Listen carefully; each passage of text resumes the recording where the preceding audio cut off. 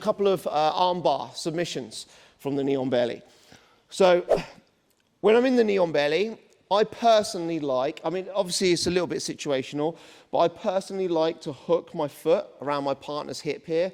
It just gives me a little bit better feel in the knee on belly, stops him being able to move his hips quite so easily. Some people like to put the ball of the foot on the floor, and sometimes I'll do that, but I like to have my knee quite far across, and I like to have my foot hooked in on my partner's hip. So I'm here, whatever I'm doing, controlling my partner, attacking my partner, both arms are available for armbar. So usually the arms would only become available if he reacts in a particular way. If he's really keeping himself super tight here, his elbows tight, it's difficult to hit these arm bars. But if he starts taking this hand, like pushing it onto my hip, starting to shrimp, trying to look for his escape, whoop, that's all right, then that's one option that we can go for here. Or if I'm creating enough pressure for him to put that hand onto my knee, then this arm becomes available. Let's focus on this near side one first. So this arm starts to come out, starts to push. Maybe he's going to start looking to shrimp. I'm going to take the near side arm. I'm going to hook just in underneath the elbow and underneath the tricep. I'm going to take my chest back and pull the arm up. Sometimes the wrist will come in front, sometimes, go in behind the armpit, sometimes it will go in front like this. If it comes in behind the armpit, we're just gonna keep that nice and pinched. Key details here, I'm gonna base the hand onto the floor, so I've got some balance to make the legs light. The knee on belly leg, the shin is gonna slide up the ribs, and I'm gonna hook my foot around my partner's shoulder. Lean into my partner, foot comes over the top of the head, could possibly finish the armbar from here, but we're going to drop off. If we can keep this elbow nice and pinched, then we've got already a nice tight armbar. If the hand pops free, then we'll catch, pull in nice and tight to the chest as we normally would do for an armbar, and then start to raise the hips. One of the key details to this coming on tight early is me having this foot underneath the shoulder. Because I have this shoulder raised off the floor, this armbar, before I've even got to the point where my hips, it's already tight. Like if that's not there and his shoulder's on the floor, I often have to get my shoulders to the floor and then start to raise my hips to make the finish. So getting that foot underneath the shoulder here, hooking in, is going to make a real difference to how quickly you can finish this armbar.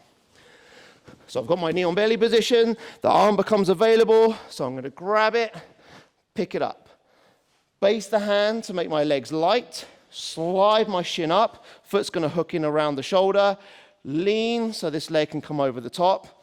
Now it's really important that we're not going to go off at 90 degrees here. So we haven't got here and then center back up. Just stay in close. Like hold your partner's hip, make sure he's not able to hitchhike away. Pinch your elbow in, down for the finish, or if the hand pops free, we'll hold it in tight. And you can see it comes on nice and quick, nice and early. So one more time, hand comes out, we're going to pick the arm up, slide the shin in, drop the foot over, all off, either finish with the arm in the armpit, or keep everything nice and tight. You see we're all ready before my shoulders have even hit the floor. All right, near side armbar from knee on belly, 1, 2, 3. Last one that we're going to do is we're going to do the far side armbar. So if I create enough pressure, particularly like if I've come up to this knee on belly and I'm creating pressure by pulling up into my partner, one of the reactions that we're commonly going to get is this far side hand trying to come onto the knee, push it off, he shrimps away, here. So he's making his escape. So if I'm looking for that, I'm looking to create the pressure, the hand starts to come in, so I'm going to swim through the arm, hold the back of the tricep, and I'm going to lift his elbow up to my shoulder. What I'm aiming for is getting his shoulder and his shoulder blades off the floor to give my foot somewhere to step into.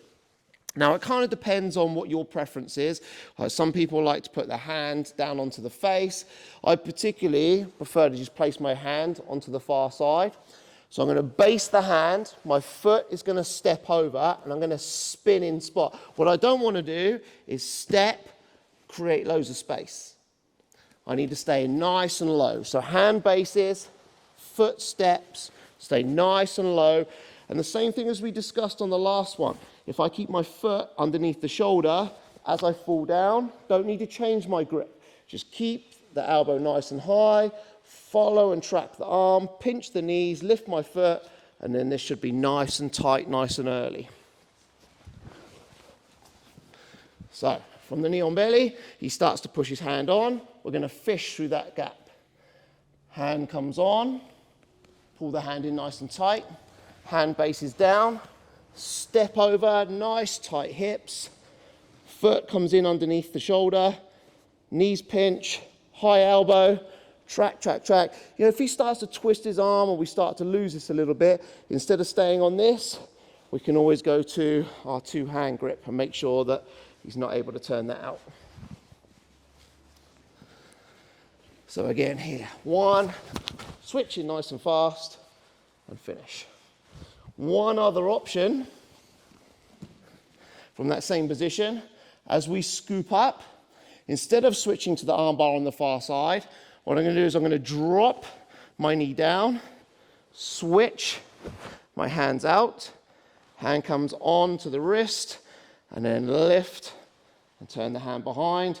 If he's gripping onto his hand or gripping onto his belt, we can go straight back to the arm lock if we wish.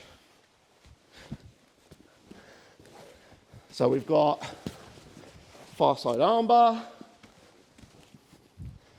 or we can drop the knee, switch, switch, turn in behind for the kimura, pop up, go back to our original armbar. All right, 1, 2, 3, let's do it.